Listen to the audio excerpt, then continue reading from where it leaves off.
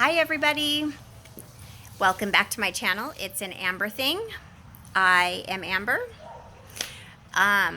So how have you all been? It has been like a little while since I've hopped on and talked to you. I have it's been a busy summer.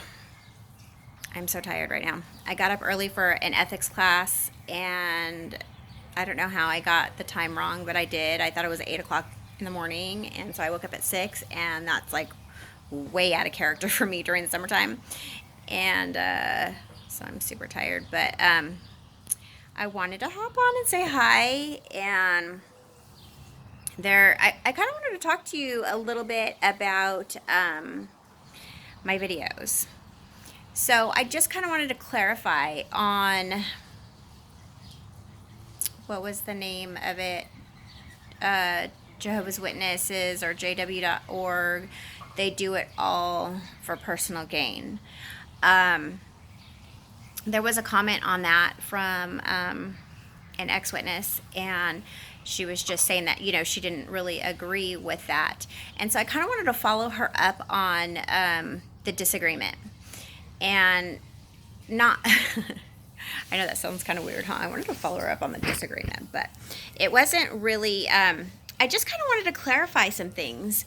So, when I do my videos and we're talking, chit-chatting, it is, this is my personal take on the situation at hand with regards to this, the videos that I do and the things that I talk about. I'm talking to you about how I feel and what my take on everything is, and not that my feel or my take on everything or anything is steadfast and right. We all have our own way of viewing things, and I kind of just, the reason I thought it was so important to kind of follow this up is because I don't want to, my son is over here playing with water. Avery, please don't. I want you to turn that water off now. And I'm only going to ask you this one time, and I expect that you listen. You're going to have to turn it off to put the lid back on. It's really important to me that I say this, and that is that I truly, truly don't believe that every single one of Jehovah's Witnesses, the parishioners, the ones who fill the seats in the kingdom halls, are bad people. I think that they're actually, trying their very best, just like, myself and probably you, to dedicate myself to, I did this, and I was dedicating to myself to something that I felt was very good and that was going to be wonderful for my family, and I was doing it for all the right reasons. And I think most witnesses are the same. I think that they do, that they go out in service and that they have, good intentions. But when I was sitting down and I was thinking about it, and I was like really trying to dig deep and get my whys, why, but behind the why. And to me, for me, yes, I wanted to help other people to obtain life. Yes, I wanted, I had love for my brother and sister. I wanted for all to be saved and none to be destroyed. And that's the way it's put. There's Avery. That's the way it's put. You want everybody to be saved and none to be destroyed. Saved for what, though? What are we being saved for and from? And I think that's the point, is that we want everybody to be saved from destruction. So there's love in our hearts, and we're doing it, because we love people, and because we, like, by far more than anything, we love Jehovah God. And we strive to please, not to displease. And one of the things that we were taught that would be pleasing to Jehovah is to save other lives. But save them for what? the new system, the new world order.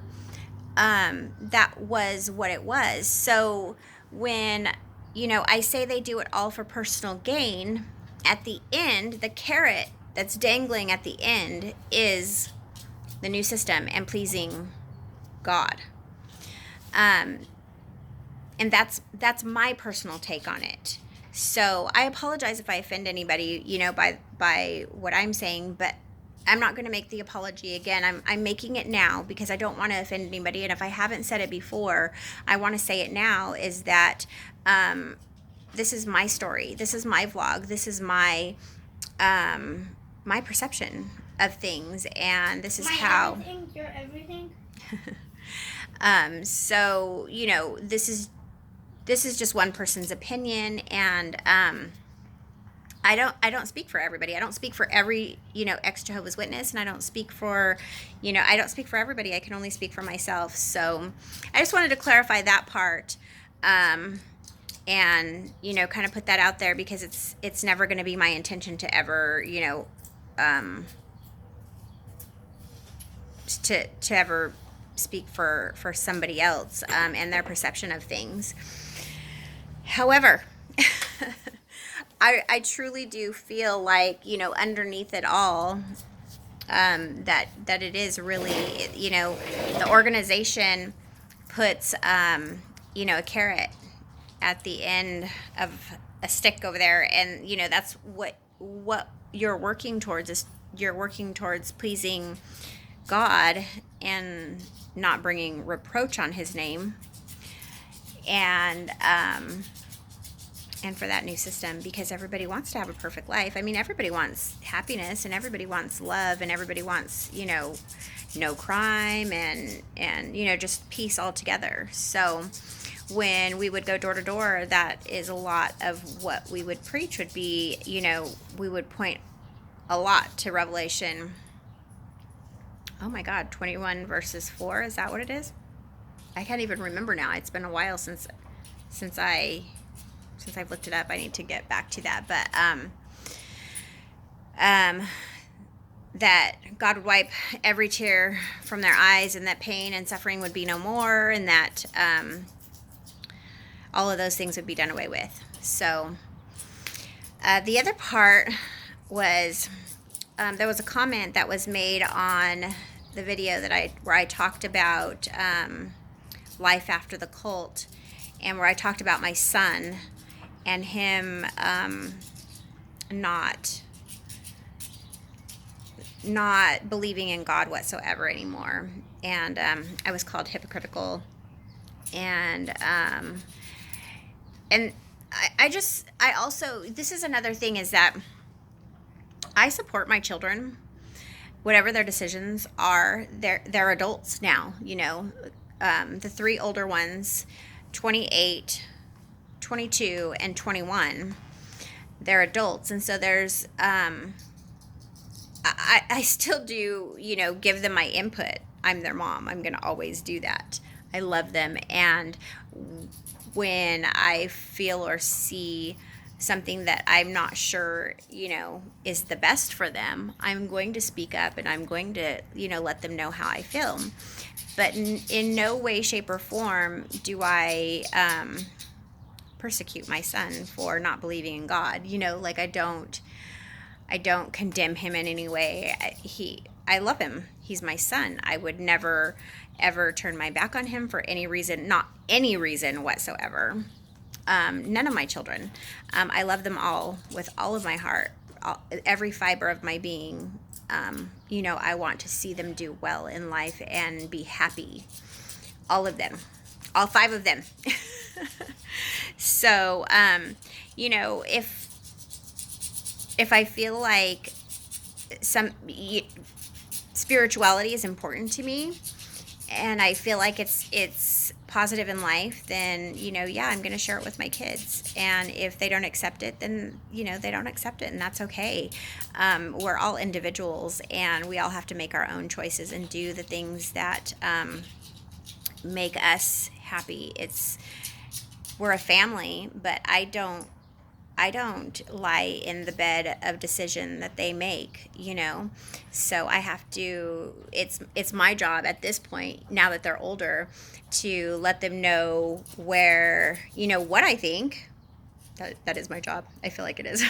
To let them know what I think, and then to support them as they make their own decisions for their own lives and they live their own lives. That's all I can do. I can't force them to do anything, and nor would I ever want to, because like I said, it's their life. And you know, as I was growing up, I always felt like I was very under the gun, you know, like I always had to please somebody, and I always had to make somebody happy, and I always had to you know, do something in some kind of way that was going to be pleasing. And this stems, you know, a lot from the organization and from, you know, my upbringing. But I don't want my kids to feel that way. That's a hard load to carry, you know, feeling like you have to please everybody. It gets heavy, and I don't want to do that to my children. So if my son decides that he doesn't believe in God, then that's his decision. I stand by him.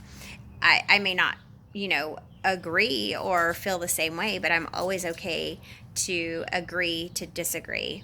I just don't, there's no reason for, you know, being angry with somebody because they don't agree with you, especially, you know, when they're going to be living their own life. So they have to lay in the bed that they make for themselves. So it's my job as a parent just to support my children with their decisions as, you know, they're growing. So now these little guys, that's a different story. I have to try and mold and shape them into, you know, wonderful, loving human beings. So that's a little different.